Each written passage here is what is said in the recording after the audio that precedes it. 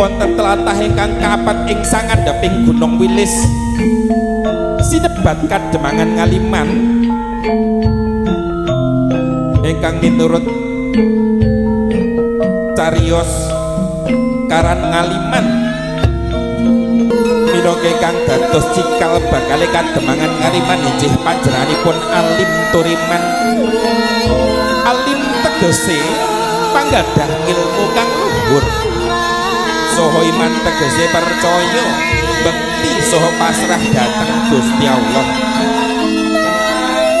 Suh-suhunan ingkang kasebat Kanjeng Eyang Wali Ngaliman saha ingkang ngasta pusarane ngadil ing bumi Bayu Nganjuk mapan dhateng sangandhape Redi Wilis dalah sisih ring ler ingkang cinaketan kaliyan grojogan Secudo, grojogan Sri Gunting, grojogan Singokrama lan sak pinunggalanipun ingkang sampun kondhang dhateng Nuswantara kanthi waosan 1001 grojogan.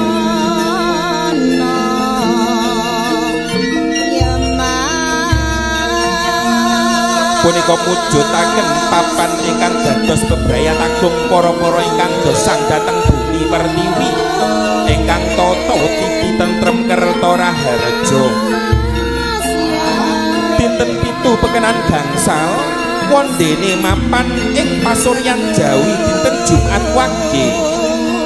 Candra kaping 28 Surya kaping 1 utawi Sura Warya Warsa 1444 Hijriah. Dene miturut pasuryan umum mapan dhateng dinten Jumat Candra kaping 26 Surya kaping 8 utawi Agustus Warsa kalih 28 wonten ing salah satunggaling wilayah dhateng Kutha Nganjuk Pertiwi inggih Karang Tumaritis ing Ngaliman katingal gilar-gilar kadya taman ing swarga lumpung.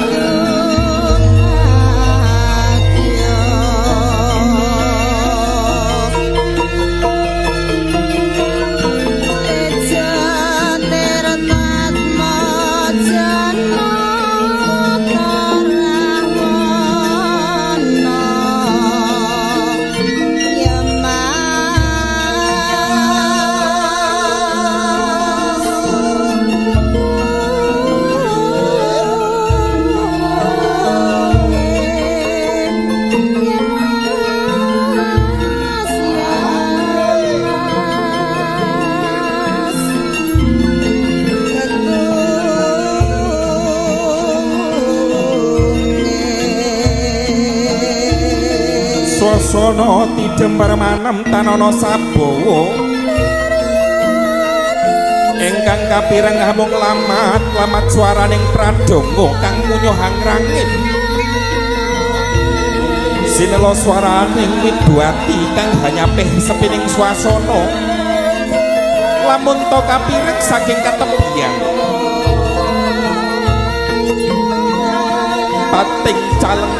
pating calengkling imbal gantya ing Mandaraga ingkang matritisaken wilujeng rawuh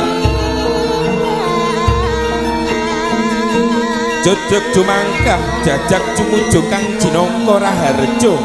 ingkang samya sinebya kasiget tumeka adicara kirab budaya bersih desa desa Ngaliman wujude Jamas Pusaka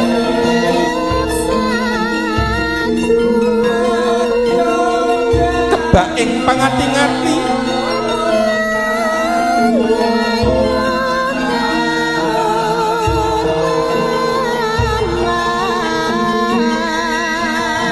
lumampah kanthi alon pamong praja minangka ndherekaken ponang pusaka piyandeli kademangan Ngaliman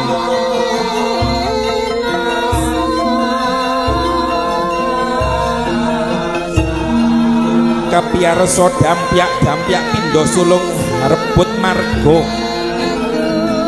ya kapiyarsa gandes luwes minangka cucu ingkang lumaksana ingkang kaprah winastan wanita tamtama Dewi Wara Srikanti sayekti ayu rupane limpat solahing senjata piteksa kang gagah warnane sapecak mangu sapecak kendel awit timut pandhekaning para nimpura rum kuncaraning bangsa bununing haneng luhuring budaya kaningal polotan tajem jumangkae sut piramaning gending ingkang kapiyarsa sabrgata juru kunci gedhong pusaka panjenenganipun Bapa Sarna ingkang hanjok saking tepis kwirining lurung gumarojok tanpa larapan kanthi hambapa bokor kencana katingal glewo kukus dupa ingkang numenga sundul ing angkasa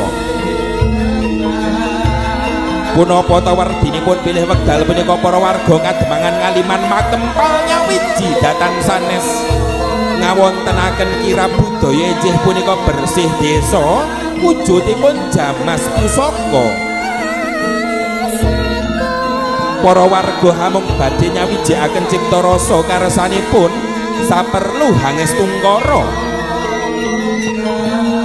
caos pandonga suci wonten ngarsanipun Gusti ingkang hakarya luka ingkang sampun paring kanugrahan rupi waras wasis wareg mapan karaharjan dalah karahayun